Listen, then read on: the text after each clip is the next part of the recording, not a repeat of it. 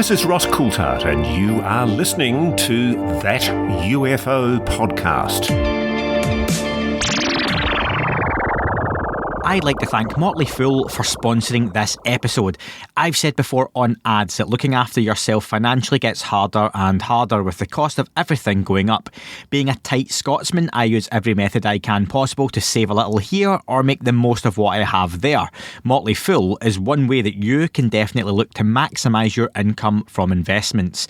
The age of stock picking is here. With towering inflation and elevating interest rates, sticking your money in a passive market just isn't going to get you what it used to, but it doesn't mean you have to abandon the market. There are still ways to invest for the future. You just need to know where to look, which is where the Motley Fool comes in. The Motley Fool Stock Advisor service highlights 2 stocks each and every month for members to add to their portfolios, and it literally is paid to listen to them. Historically, their average stock recommendation is up over 400% as of April 10th, 2023. And listeners of That UFO Podcast can now access Motley Fool Stock Advisor for just $89 for their first year, a full $110 off the list price. What are you waiting for? Visit fool.com/podcast. That's FOOL.com/podcast to start your investing journey today. $110 discount off of $199 per year list price. Membership will renew annually at the then current list price. Hi everyone, and welcome back to That UFO Podcast. My name is Andy, and it's been a week since the UFO hearings in the United States of America, and joining me to discuss that on a breakdown, along with a few other news stories that have popped up this week, is Dan. Dan, welcome. Hello. My second show back with a decent microphone. It's nice. And not a particularly decent internet connection, but we'll see how it goes. Hopefully it doesn't cut off, but swings and you people out there will never know. Yeah, people out there will never know due to the magic of editing and hitting the record button again. But yeah, a few things to discuss. The hearings reaction. John Ramirez on Fade to Black made some interesting comments that have been picked up online today. James Fox on Joe Rogan. Some chat around Anomalies being picked up in Skinwalker Ranch and Brazil. And a little bit more sprinkled throughout as well. So let's get straight into the reaction. Dan, it's been a week since we talked about in the aftermath of the hearings. Mixed reactions from many, and I think that's probably still been the case afterwards as well. I shared at the time, just to refresh folks, and I don't think I've changed too much, that I was largely disappointed with Senator Gillibrand's follow-ups and lack of hardline questions to Dr. Sean Kirkpatrick. However, I'm still hanging my hat on the fact that the classified portion of the briefing being first, that apparently was much better attended, much more well attended. God, that's awful grammar. Insert whatever grammar you want there, but there were more people there, right? So it seems like it was far better attended. I don't know why that sounds so odd to say. I'm hoping that she heard enough there from Sean Kirkpatrick that she didn't push the questioning in the next part, and it seemed more geared towards her offering support that he would require to do the work he wanted to do, even though he seemed less committal to the UFO side of things than we would maybe have liked in the UFO community, whatever you want to call it. But yeah, slightly disappointed still, but not devastated. What about you, Elwecon? Yeah, I mean, it's been interesting seeing certain people in the community like Tim McMillan, Richard Dolan, Corbell, George Knapp, kind of seeing what takes they had on this, because, different highlights to us, everyone's different. And that's the nice thing about this subject, is we all kind of have a puzzle piece, right? And we see it in different ways. For me, it's very much, kind of the same as we were. Ultimately, it's kind of choose your own adventure, that statement of no credible evidence of ET, that seems to have galvanized both the believers and the debunkers into their respective extremes. For debunkers, that means, oh yeah, they're all balloons. For believers, that means, oh, he's part of the cover-up and he's hiding things from us. Usually, the truth is somewhere in the middle. And it certainly seems like Kirkpatrick kind of enjoys a good chess game, but knows the board is rigged, I would say. He's starting to realize what he's coming up against. Tim McMillan highlighted a few interesting things. Mostly, the thing that I would like to emphasize is Title 10 versus Title 50 And access. this was in his article on the debrief. The link will be in the show notes for that Yes, as well, it for folks who was. haven't seen it. Yeah, there were a couple of things, but basically Title 50 access or information includes covert action and most intelligence missions carried out by the CIA, NRO, NGA, NSA, all those three-letter agencies, basically all the good stuff. AARO seems to only have access to about 20% of the sensors that they need. So when they kind of look at that orb video, for example, and they say, there's no way we can solve this, there could be other sensors that were looking in that place, but they just don't have access to them. In the hearing, Senator Gillibrand said, hey, can you help us write the language that would get you that access? And Kirkpatrick responded very politically and, kind of said, yeah, we'll come up with a plan and kind of sort it out between you and OUSDI. But ultimately, it means that we're going to need another NDAA to kind of instill this access and give them this access. Corbell went on to say that basically he, what was the exact quote? I just don't trust AARO to do its job yet. So it's interesting that he was very positive, but ultimately he was like, the test is in front of us. It remains to be seen whether they're going to toe the line or whether they're going to go running into these places where the legacy programs are supposedly available. Yeah, it's interesting, the 20% of sensors being available, and people know by now I love an analogy, and I'm thinking it's like someone sending you a picture that shows your partner potentially cheating, and all you see is like the back of them next to someone, and it could be anything, but then someone else telling you, actually 4 other people have video from different angles showing the exact same event, but we're not going to give you that, but you'll need to go off of the photograph. It's that kind of lack of data, so you have to kind of make up your mind based on that photo at an awkward angle that might not even be them. Yeah, exactly. They were just leaning down to pick something up off the floor or something, and it just looks dodgy. We've all seen American Beauty, I don't know. I don't know why you went to them leaning over. I was thinking more standing up, dancing in a club. Okay. But, okay.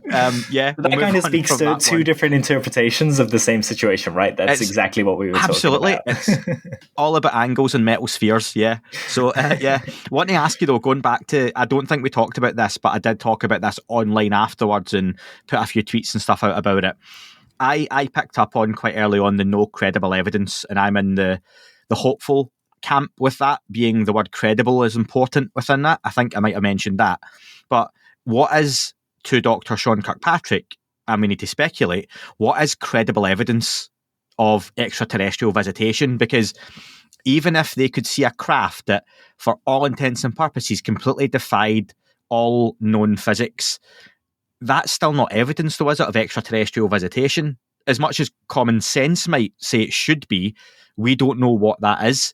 So they could still look at a video that they go, for the love of God, they could stand there with the Russians, the Chinese, the Germans, the Spanish, whoever else, the North Koreans, and they could all watch a video and say, that's not any of ours.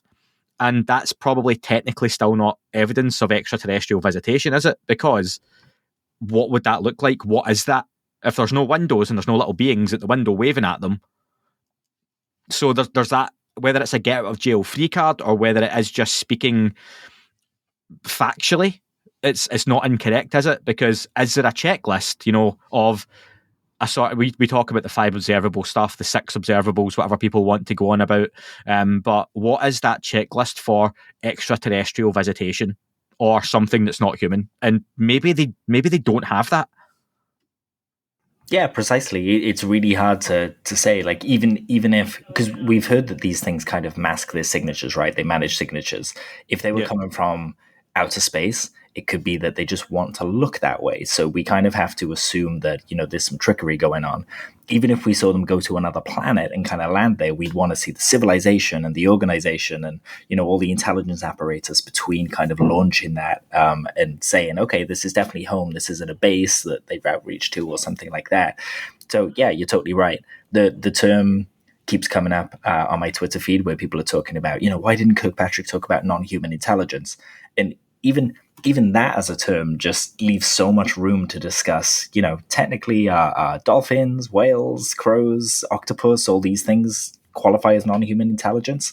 But ET also falls into that category. But you wouldn't be able to, there's no language we have to definitively state something other, especially when you consider that Lou said to you, mankind's. So we could be looking at something human, and in which case, calling it human technology is a bit disingenuous, but you could do that. So but not human as we know it, Scotty, that old one. So we kind of have to hold... This is why we have to take things seriously, hold things lightly, because, all of these definitions and language that we use, ultimately, it all comes from informed speculation, right? We were talking about this before we started recording. And a lot of this community is informed speculation, and it's really hard to kind of find any real data to hold on to. So in a way, I can kind of understand why he said no credible evidence, because if he's hearing single source testimony and things like that and doesn't have access to all those sensor systems and the data they collected, then it's really hard to say definitively, yes, we've seen evidence of aliens. So yeah, we just have to kind of let it play out. It's going to take time, I think. What else could he say? And this is one that's probably going to annoy some people. Some people will agree and other people will be indifferent. But just playing devil's advocate for a second, if in that moment he said, yeah, we've got some evidence potentially of it being, extraterrestrial, he's not going to say that, in the room with three people and a couple of people in the audience, which we may or may not get to talking about. Is he going to say that in that setting? It's not. Is it the time and place for it? Probably not, even though it's a UFO hearing for all intents and purposes. Is that really the moment for someone to come out and say, yeah, there's some evidence of something that's not human, but we're going to run a few more tests? I just don't feel that was the moment for it. And I think that quickly was picked up by people that this hearing isn't. Actually, do you know what? You said it, and many others said it beforehand, and it was actually on the kind of agenda for the meeting. It's not what this was about. Was it? That was even on the page, the holding page on this is about, AARO's mission, it's how it's been doing its work, etc., etc. Is it a little bit like expecting, and we'll get to documentaries later on, a documentary to release smoking gun evidence of, UFOs or alien life existing when it's been in production for 6 months? You would hear about it before then. It's not going to wait for a TV show episode to come out. Are we going to wait weeks and weeks and weeks and months for Dr. Sean Kirkpatrick to say, actually, yeah, and some evidence we looked at back in September 2022, there was a proof of extraterrestrial life, but we're going to do some more research into that. That's not going to happen, is it? We would probably have heard if it was going to come from him, maybe something at the time, and I could be completely wrong with that. That might be my ignorance, but just thinking out loud. Yeah, I think that's reasonable. We spoke, I think it was with Dathan and Ryan, we spoke about like who would it even come from if they were to announce this? Who would people trust, Yeah. And anyone that's kind of done a bit of research into the subject knows that it's such a dramatic subject that it's hard not to say something simple and come off as sensational. So I understand the conservative approach. There was a movie made way back when called Intruders that featured Bud Hopkins, and there was a meeting in there where he met Air Force Major General Thomas Hanley, who kind of was in charge of the Air Force when Roswell happened, basically. And he had this little kind of spiel that I wrote down because I thought it would be interesting to read, because a lot of people want this just announced. And when he's talking to Bud Hopkins in the movie, he says, I'm just going to read this paragraph because I thought it was powerful and it speaks to kind of the ultimate point. He says, let's assume for the sake of argument that something is happening out there. What would you have us do? Should the president of the USA go on national television and say, my fellow Americans, we have evidence of a superior culture out there. They come from God knows where, maybe from outer space, maybe from other dimension of existence. They are abducting our citizens on a regular basis, conducting experiments on them, collecting specimens of our ova, our sperm. They've been impregnating women and then later invading these women's bodies again and stealing the unborn fetuses for reasons we can only imagine. And then he says, our world, my friend, is based on the premise of a 30-year mortgage. You and I can close our eyes and go to sleep at night because we're pretty sure that the world we know today will be there tomorrow and the next day and the week after that. So I repeat, Doctor, until the day comes when we know exactly what we're dealing with, until we can give solid answers, the policy of this government remains nothing is out there. It's just science fiction, the domain of a very rabid lunatic fringe. And I thought that was really powerful because ultimately the US isn't going to say anything unless they can provide the answers and say that people are protected against it.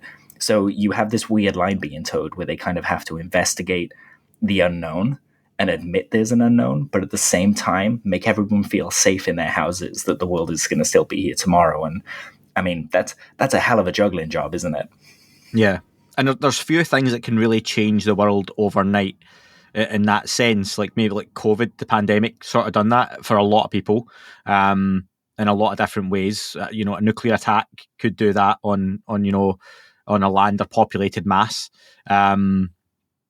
Mass terror attacks do it in a way, but also any world power coming out and saying we've got proof of ET does that too. So yeah, no, I can get that, and it's an interesting statement, and it's sort of how I think the government of the world do operate, even our own UK government. Of, you know, there's something out there, but until we can say exactly what it is and, you know, what we plan to do about it, which right now is pretty much nothing as far as most people are aware. Yeah. Totally different conversation though to then go into, yeah, but what about the back engineered triangles and all that kind of stuff? That's, again, I've talked before, Dan, about that spider diagram of this subject. If you draw in the middle, you know, UFO, and do the lines coming off it, ET, interdimensional craft, you know, even the alpha craft, where are the craft built? How do they build them? Are they grown? You know, is it nuts and bolts? Do people manufacture them? There's so many different bubbles and everything that come off it. It's just, but that's why people like me and you love this topic in conversation, and it goes into areas that you don't want to talk about or maybe don't even like talking about. But, you know, and that's some of the things we're going to discuss in this breakdown, is bits and pieces of news that some folks absolutely hate and despise. But there are other folks within this subject that treat them very seriously and like it, enjoy it, find it entertaining, find it informative, or have complete faith in it. And it's fascinating to see how that kind of comes across depending on what you do. And I've had that with some interviews that I've thought, will this go down well with people? And it's massive positive reaction. And then other ones where folks are like, but there's always people on both sides of the fence. Just to bring up, Dan, Josh Boswell at the Daily Mail, who writes alongside Chris Sharp usually, had an article come out today, the 26th of April, as we record this, and we'll put the link in the description. Couple of talking points from it was that Danny Sheehan, lawyer who represents Lou Elizondo and well-known lawyer and you know, colleague of Stephen Greer's over the years, appeared in a lot of documentaries, has apparently said he is in contact with 6 former government officials or military contractors who say they worked on UFO programs. These whistleblowers claim they worked on Roswell-style UFO crash retrieval programs. Let me come back to that. And he's also launching a watchdog charity pushing for greater transparency. On that second bullet point that was on there, the whistleblowers claim they worked on Roswell-style UFO crash retrieval programs. To you, Dan, what comes to mind as Roswell style? I mean, that phrasing just puts a bunch of question marks over my head, because I'm like, we haven't definitively identified a Roswell style crash retrieval program, so it's almost meaningless. But for me, so I'm asking, you know, because I'm only thinking, I'm not sure, but straight away I was like, so does that mean people who worked on something that crashed out in the desert, people that worked on crashed saucers, people that worked on definitive alien retrieval programs? Is what I mean. There's so many is it just ways. Something crashed that they didn't know what it was and had to retrieve it? Ultimately, that's what I would have to agree that means. Just they don't know what it was. They were sequestering stuff that they found that crashed, that was airborne from wherever, and they were working on it. Whether that's ET or not, that's the whole debate, right? And I still go, for people who are newer to the podcast or haven't heard me mention it for a while, Roswell was likely ET crash. And yeah, I'm all for that. But I was just curious on whistleblowers who claim they worked on Roswell-style UFO retrieval programs. So just interesting language. Danny Sheehan's a very interesting character. For the folks who message me regularly to ask, get Danny Sheehan on, I have tried many different ways. Maybe it'll happen eventually, but he's a hard man to get a hold of. And no doubt he's very, very busy as well. He has like a legal representative, so we'll be inundated with work, no doubt, in various different fields. But what were your thoughts on this one, Dan? I got you to read this, didn't I, just before you came on? It literally had only been released like an hour or two ago. It just kind of, read it through it. It's, again, these kind of whistleblowers who claim, you know, I'm kind of like Sean Kirkpatrick here. I'd love to hear what they have to say, but just having proof that you worked in government and saying stuff doesn't mean that you did that stuff. You know, for that to be credible for me, I would need them to walk me into a lab. I would need them to walk Sean Kirkpatrick into a lab or Gillibrand into a lab and show them this stuff. and for it to actually be anomalous, not just, like these, we've seen honeycomb structures passed off as, oh, this is from an ET craft and it's from a satellite, So I really want someone that was equipped with all the knowledge they needed to actually go in and look at these things. But then I guess that would be the people themselves that are talking. We've heard numbers between 12, 6, 4, the number kind of keeps changing. It's clear someone's talking, but we don't know who. And I would love for AARO to, as part of the legislation, they were meant to put on a website how many people have used the system to submit classified information. Yeah. And thus far, the system isn't up and running. We heard during the hearing, they submitted around Christmas the proposal for the system, and they still don't have anything back. So the DB phrased it as administrative terrorism, that they're just dragging their heels and making Sean Kirkpatrick's life harder. I feel like he's in a good position to kind of separate the wheat from the chaff here. Give him Title 50 access, let him see all those sensors, let him see all these historical documents, and actually take the claims of these whistleblowers forward to find out if they're real or not. And yeah, once we know, he can share it. But until then, an article in the Daily Mail full of possibly, maybe, doesn't do much for me, I would say. Yeah, look out for my article in the Daily Mail tomorrow. No, yeah. But listen, it's better to have something there than nothing there. So thanks to Josh for that. And also he writes normally with Chris Sharp as well. So to Chris and the work he does at Liberation Times too. Anything there else? Was a really cool, and this is from another interview with Danny, but I always think of it when Danny comes up. He gave this amazing story, this analogy of when a butterfly comes out of the cocoon, and there's like this little strand that kind of holds it back to the I knew you were going to use this. Yeah, it's good, right? It's a memorable one. And he kind of explains that if you cut that strand for the butterfly, then it won't have the energy and the power that it needs in its wings to be able to fly free and do its thing. And he used it as an analogy to kind of say that's where we are as humanity with the subjects. If someone comes along and cuts that string too soon, then we're not going to have the prowess and the mindfulness we need to actually tackle this properly and join what is a bigger kind of community of species than we currently know. I think the issue is that there are a lot of people who think the Air Force are back inside the butterfly's cocoon, hauling the strand and the butterfly back down. For anyone on YouTube, they can see me doing the overlapping hands. Yeah, pulling that strand back in.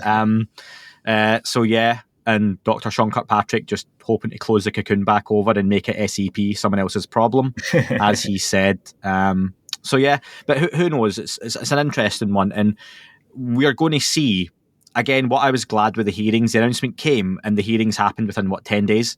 There wasn't a long time to wait. We've got the classified, there's a classified version of the task force report due soon. We will likely not even see that or know that it's happened. There'll be the unclassified version due around June, July. Dr. Sean Kirkpatrick said that he said was running on time, hopefully. Senator Gillibrand seemed to be all about supporting his work and efforts and making sure things happened that he needed to happen. And including these whistleblowers that we're now hearing are coming forward and are speaking. James Fox, who we're going to get to in a moment, apparently has interviewed whistleblowers in DC when he was visiting there. I know there are other officials that people would know well are in DC right now discussing UAP. So anonymous sources tell me, sorry folks, but trusted sources. So there are people in DC just now. So it's an interesting one. We should hear within a reasonable time frame or know if progress is being made. And I think if it comes June, July, August, September, we start getting towards that Halloween annual report. Is it Halloween that was the... It was a horrifying report at Halloween, that's right. Yeah, that was the one, scary. Treehouse of Horror style for The Simpsons.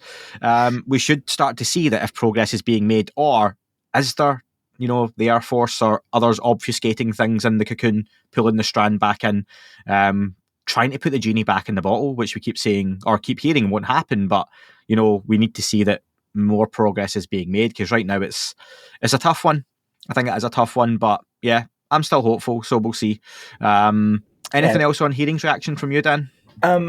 In Tim's article at the debrief, there was a little section on what's next that I thought was, interesting. he basically kind of explained that AARO is going to carefully analyze its unknown cases, or as Kirkpatrick put it, the very small percentage of UAP reports that display signatures that could be reasonably described as anomalous. That's a mouthful, but it's an exciting statement. You know, they're going to look at the anomalous stuff that isn't somebody else's problem and kind of tackle that. Hopefully the Title 50 access will come sooner rather than later, so they can, you know, very robustly kind of analyze those. They're going to be putting together a collection plan, probably to gather their own data as opposed to relying on just reports. So I imagine that will end up being somewhat akin to something like the Galileo project, where they'll actually deploy satellites that, you know, we've heard that behind the scenes they've had satellites that are geared towards UAP for donkey's years. But this will kind of be the first publicly known sensors that are deployed by the US government to gather data on UAP. And Kirkpatrick, you know, that should be able to feed into that NASA study and things like that. So we'll see that road coming together. Hopefully the OUSDI issues get sorted out. We've heard often over the years that they kind of obfuscate things, and the people that Lou Elizondo pointed out, Neil Tipton and Matt Cummings, they're still at the OUSDI. So if they are obfuscating things, those guys are a bit of a roadblock. We've also got... Can I just, before you say the next one, because I hate when people use words that I don't know the meaning of on podcasts unnecessarily, and I'm very aware that I said obfuscate as well. So for anyone who's listening to this thinking, listen to those dicks say the word obfuscate, it does just mean make things difficult. Because I wouldn't have known what it was before someone said so, and anyone else thinking, come on Andy, we know what it means, apologies, but yeah, there'll be someone sitting there going, like that. What? But no audience member left behind. I like it. That's it, yeah. Then we also have, and this has kind of gone unmentioned since it happened, but during the whole Chinese balloon thing, it was announced that, the National Security Advisor, Jake Sullivan, was tasked with leading the White House's UAP inquiry, which was meant to be independent, interagency. So I would hope that we're going to hear a little bit more about that soon, because that would have access to pretty much everything they need access to. You know, Jake Sullivan could just start kicking down doors and taking names. The last president we had that did something like this was Clinton. You know, he said that he tasked Podesta and things like that to go look at the UFO files. But as Podesta said, one of his great regrets was not being able to release those files. And this was before the days that, you know, we're getting the files we're getting now. So I'm really curious what files he was referring to and what they did find, and what light that could shed on the situation. Back in the days of the X-Files, like, you know, that was all the whole thing, wasn't it? Yeah, that's right. So James Fox, friend of the show, I like to say, because James Fox has been on a couple of times and will be back on again in the coming months. Director of the Phenomenon documentary, director of, you know, I Know What I Saw, the Virginia case that was most recent, is on Joe Rogan. We're recording this on Wednesday the 26th of April. He's due Thursday the 27th of April. He's already recorded. This got announced a few days ago, and he's on there to discuss the Virginia case and no doubt a little bit more as well. There's nothing to say, or it's only speculation because we don't know what he said on the podcast, but I'll just give my own 2 cents, or 2 pennies, depending on your best. James Fox, lovely guy. Pesos for the 200, pesos, Dan just back. But yeah, James Fox, lovely guy. He really looks like my dad, which is weird. I think he's so nice to talk to. He comes across incredibly passionate about the UFO subject. He's a fan of the topic. He doesn't mind speculating.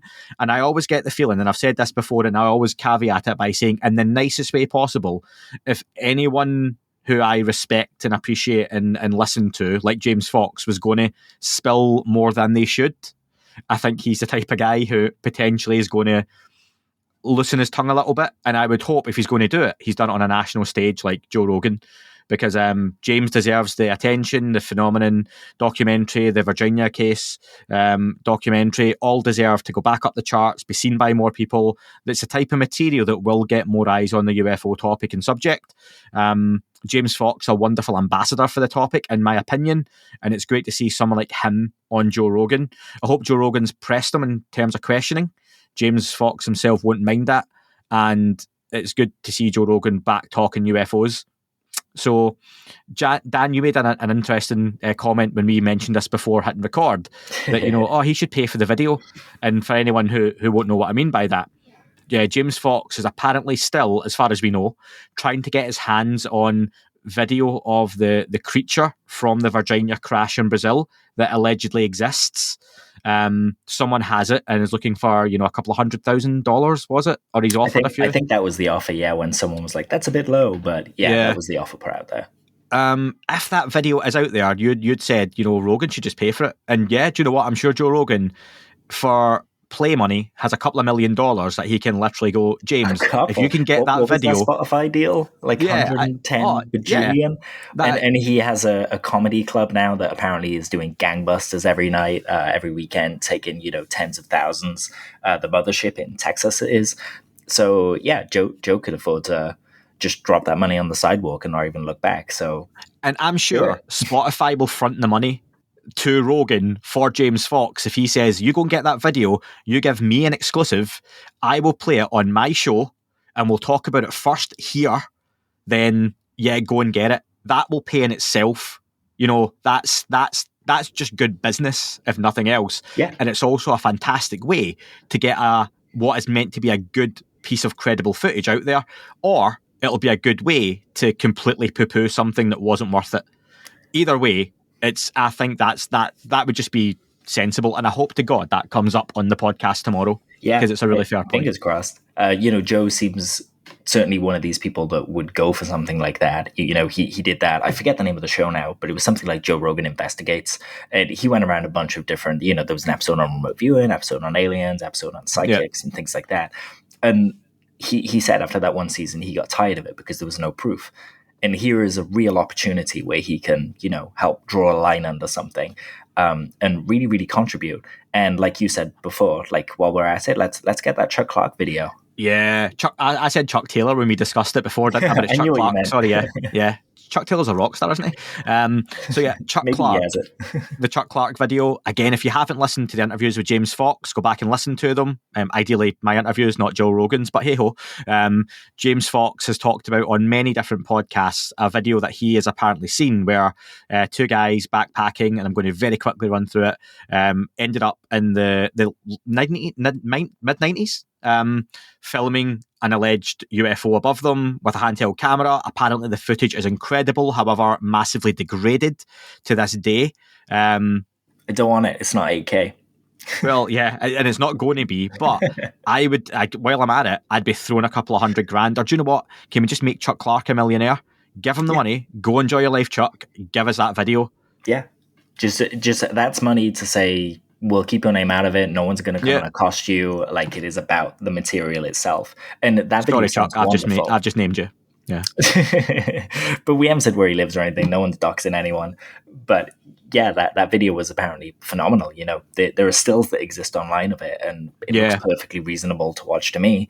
I jokingly said that 8K thing, but I really don't care. It could be filmed with an old Nokia for all I care. If it shows the phenomena, let's get on with it. It's probably better being old footage from the mid-90s as opposed to something brand new in 4K, because that whole thing, what does real look like? It's much harder to doctor in fake videos back then than it is now when you can do it on your iPhone. So now you just say, ChatGPT, make me a video of alien sighting, and it's just there, Yeah, or it says... And actually, something happened when we were in Colombia that you might find interesting.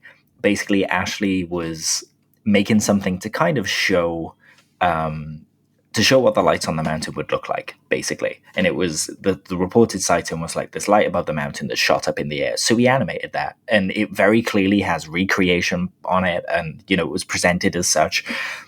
That clip was cut and cropped and ended up on a news program. Typical, isn't it? Yeah. No credit given. Yeah, always credit people, folks. Always trying. And if I ever mess that up by doing it, then apologies. But yeah, no, and you're totally right that I would be hoping Rogan will offer to pay for the video, unless James already has it, in which case, good time to announce it. But yeah, so that's something we can probably talk about next week. But look out for that one.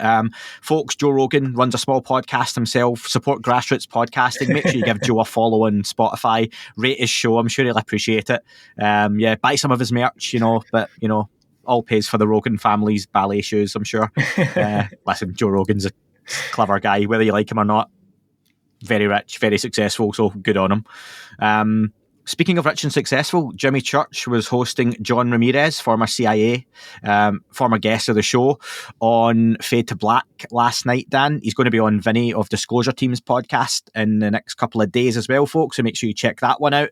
Hopefully I'll have John on next month as well to follow up on some of the comments. However, a couple of things I woke up to today, including a few listeners getting in touch to ask me my thoughts on it before I'd even seen it, as John Ramirez said, 2027 is a year that he keeps hearing being brought up, including in SCIFs, closed door briefings he's been part of, experiencers talking about the year 2027 being significant.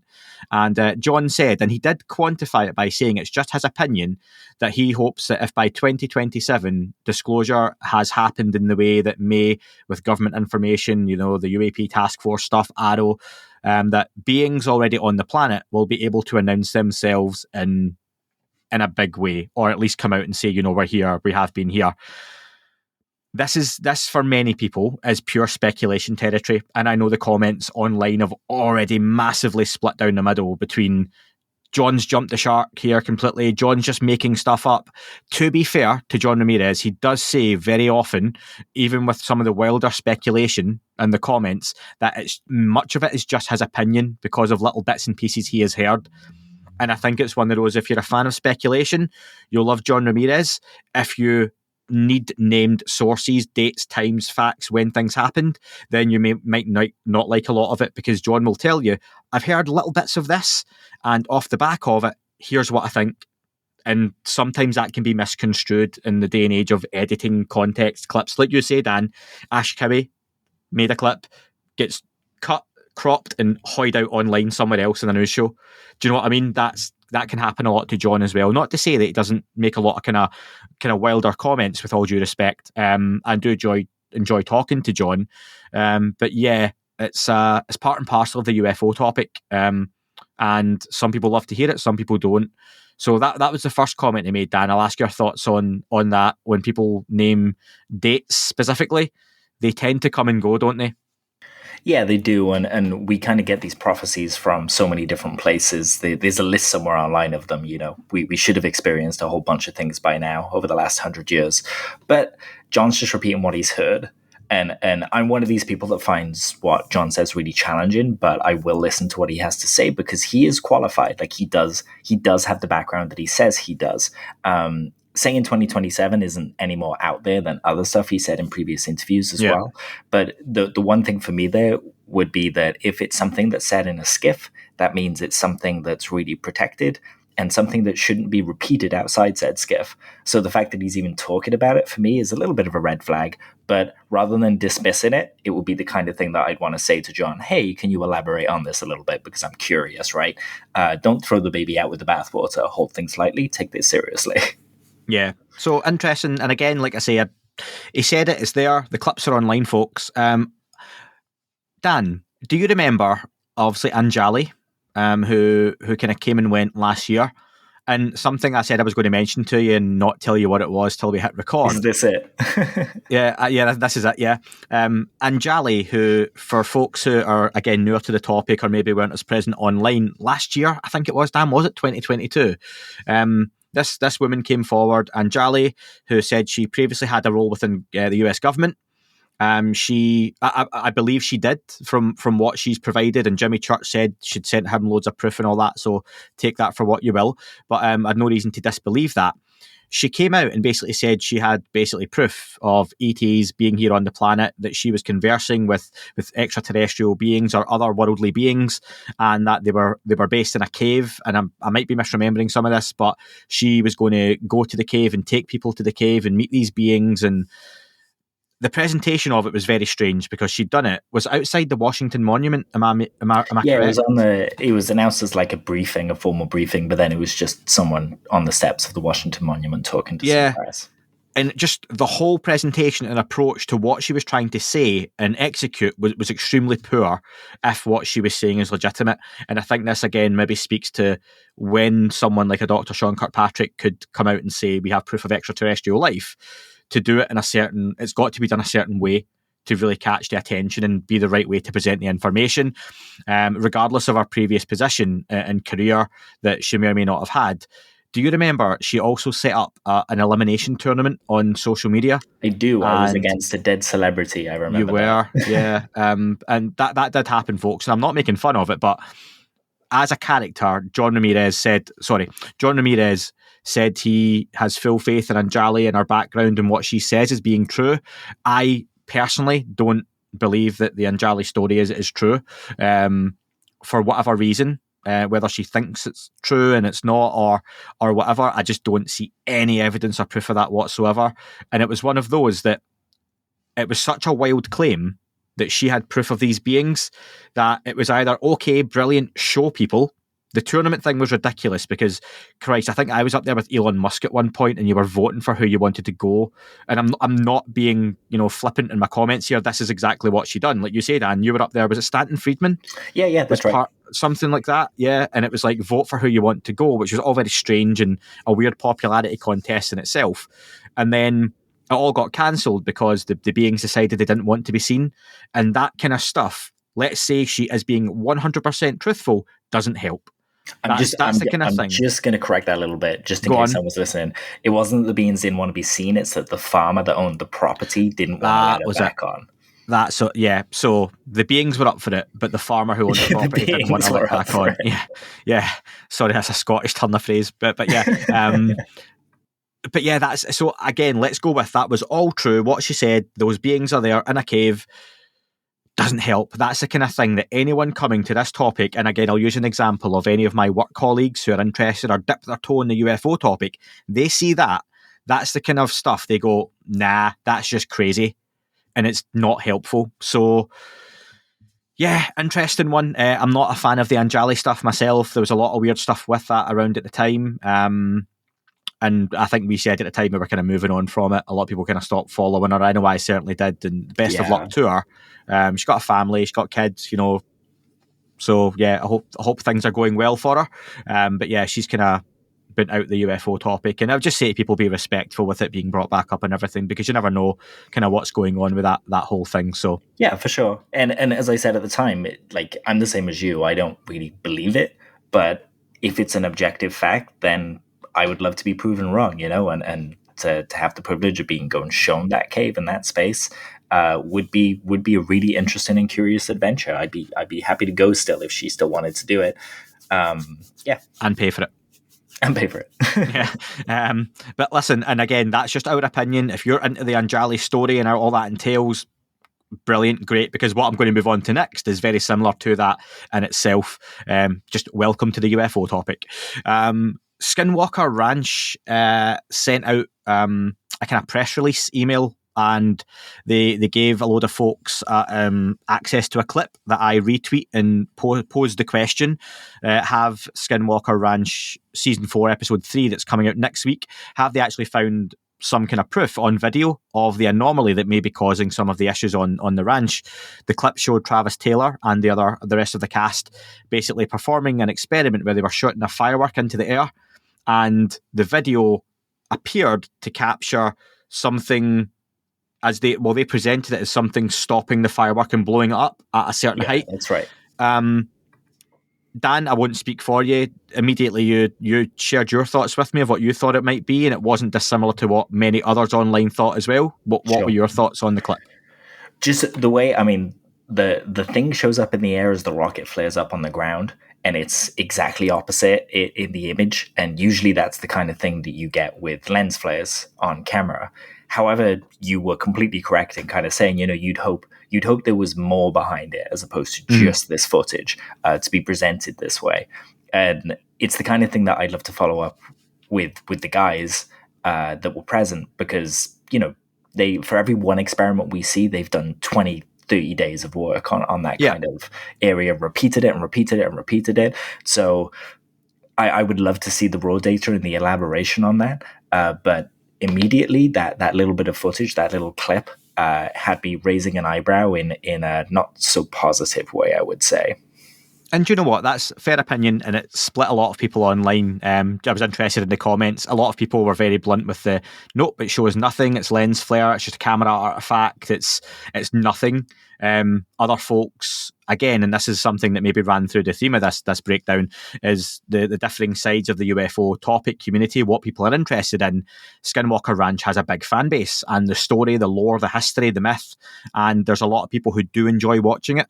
And they take that at face value of they have hit something, there's something potentially there. And I'll go against your point, Dan, just from devil's advocate. I don't know. I don't particularly have thoughts either way on it. Maybe that's what something would look like anyway. Maybe it would look like some kind of lens flare, just the way it presents itself. And it could be just coincidence, the same way a Batman-shaped balloon can look like a UFO. You know, yeah, exactly. That just happens. But like you say, if we're going to go with common sense and logic, it looks like it's lens flare. For me, all I'll say is, in terms of opinion and, you know, something to think about, is I would hope a Dr. Travis Taylor, an Eric Bard, Thomas Winterton and co, Brandon Fugel, would have the savvy and the common sense, very intelligent people we're talking about, to not just present something that prosaic as proof, because that's credibility killing for folks. And that is something debunkers and skeptics will jump all over, and they already have. But that's I would hope there's data. Yeah, that's why for me, I think that as much as I'm like, oh, that kind of looks like lens flare, that's why ultimately I'm like, you know what, these aren't stupid guys. God, no. When you spoke to him, he's so switched on. So I've got to assume that they've gone, maybe that was lens flare. Let's do it again. Let's do it from a different angle. Let's raise the camera up. Let's, you know, there's a whole bunch of work there that goes into it. And one of the reasons I'd like to talk to them about that is because they don't have control over production, right? So if something like that happened, production could show it in a certain light, and then they, while that's happening, could find out that it's actually XYZ and have a more informed opinion of it.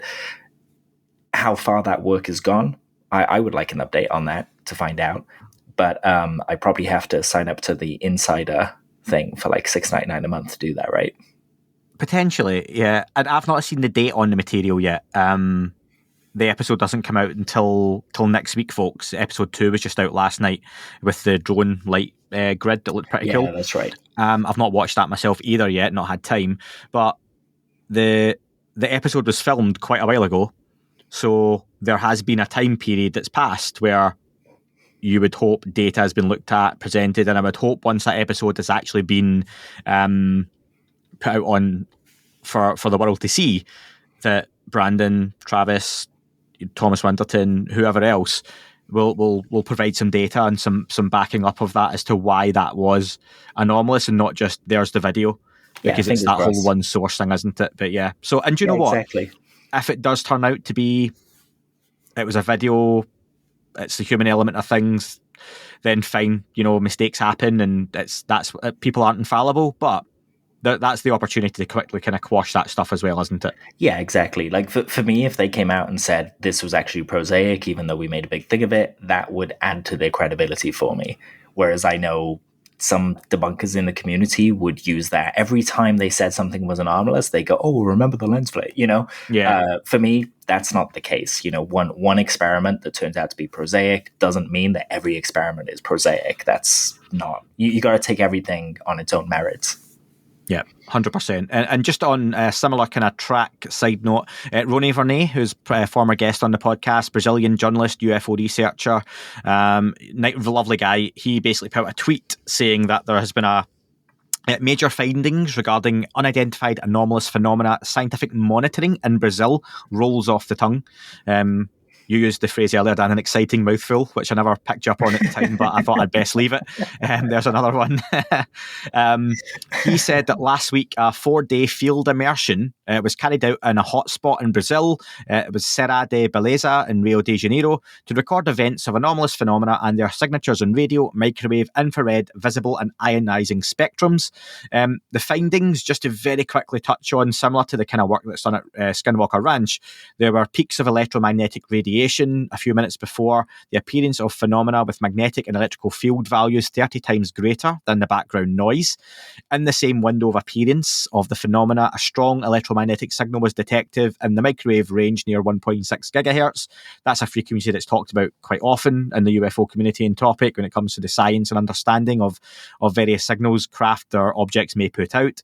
And also there was a response after the emission of a laser beam through changes in colour and intensity, as well as blinks demonstrating possible intelligence behind these phenomena.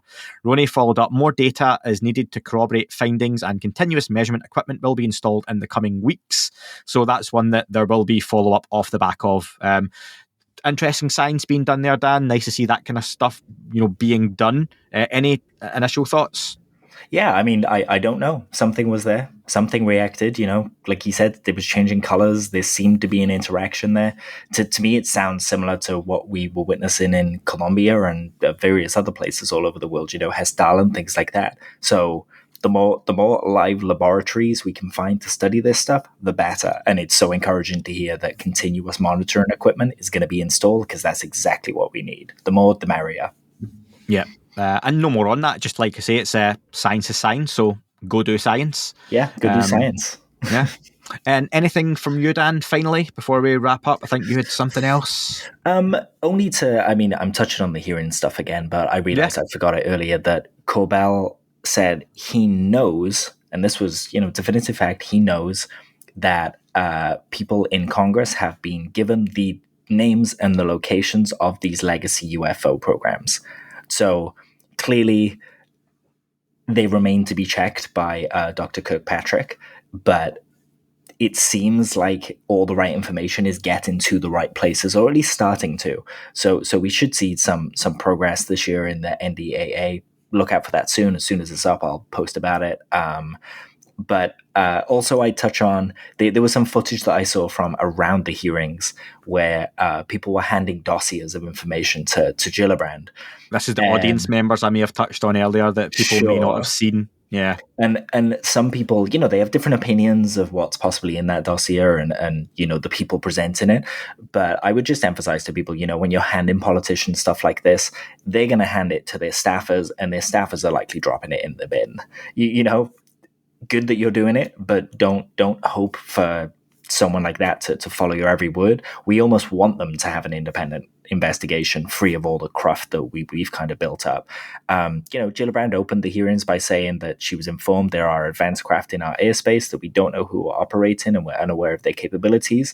That's an encouraging statement and place to be. That's the soundbite. That is still the soundbite that the mainstream media should pick up on, yeah. Absolutely. And Gillibrand is going to be appearing on May 1st on The Good Trouble Show with Matt Ford. So expect some, more conversation around that. I'm sure we can ask her, why weren't there more hard-hitting questions and things like that.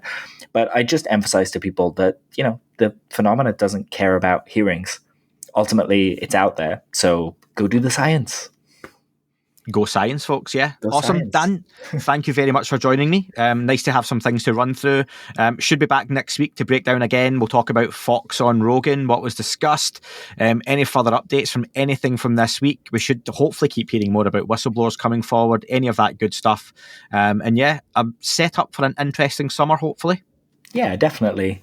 Things are moving, things are progressing. That's all we ever want, is just keep getting that ball down the field, Unless you're based in the southern hemisphere, in which case we're set up for an interesting winter, possibly. Well put. Either way, we all get to see Blink-182 play live now, and it's glorious, so... That is true. And remember, folks, aliens exist.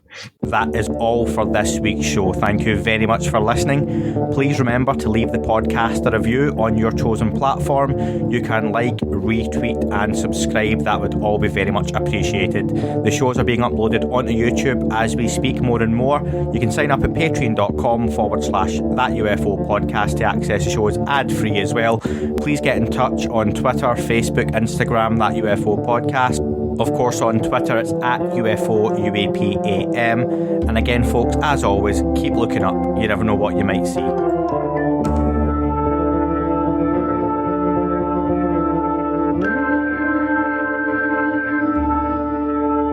It wasn't a tic-tac and not quite a saucer, more like a hubcap designed by Chaucer, a little Baroque and quite steampunk, like Alice was playing bass for the Parliament of Folk. The little fucker hovered shoved out the screen, he made it an issue. I don't think he expected me to see his ass, but I'd had some champagne and smoked a little around.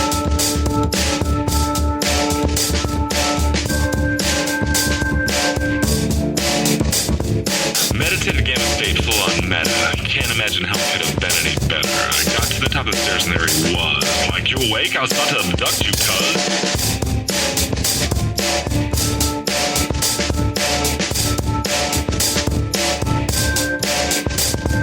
Jumped back and nearly kissed myself, and I climbed out the window after the elf, and I woke up in my bed and there was something on my head and everything was weird and everything was red. And I called out to my boys, they thought this was noise, they thought it was a dream, they thought it was my toys, they thought it was my problems, and they think I should seek therapy, and I don't know what to do because it doesn't really scare me.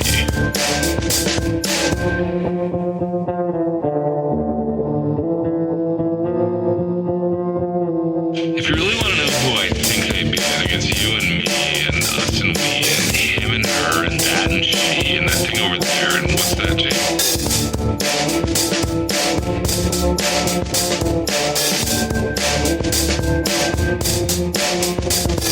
But for being serious, open your mind, consider your heart, consider time, consider your space, consider your lies, consider your life.